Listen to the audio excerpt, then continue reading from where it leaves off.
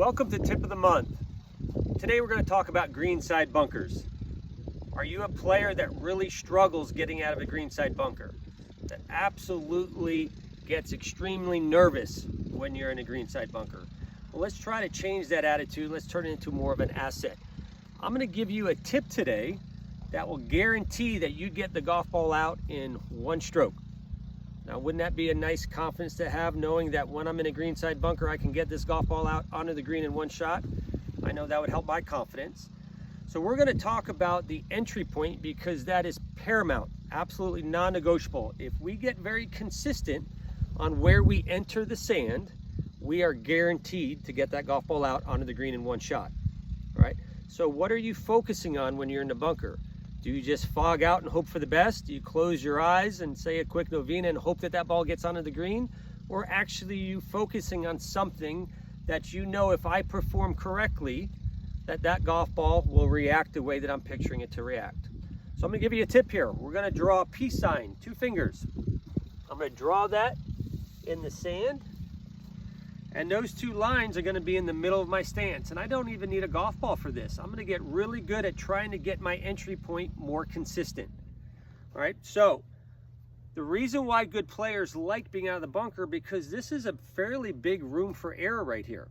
So if I can get my golf club to enter that sand somewhere in between those 2 lines, I'm guaranteed to get the golf ball out. We are going to eventually, after we get good at this, we're gonna put that golf ball about 1 inch in front of those 2 lines. So when I have those 2 lines in the middle of my stance, I'm gonna have a nice, these are some of the components to help you hit that line. Nice wide stance. Weight is going to be on your lead leg. For me, I'm a right-handed golfer, so I'm gonna have 60 to 70% of my weight on this lead side.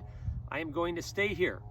Now, what is paramount to help you find where the bottom is, I want you to be able to feel the head of this golf club. Your sand wedge, or whatever wedge that you choose to use out of the bunker, is one of the heaviest clubs in the bag. So let's use that weight as an advantage. So the tension level has got to be down in order to perform this more precisely. So I want to be able to feel that golf club when I'm swinging. I'm now going to test it out. I'm going to try to splash the sand and not dig it.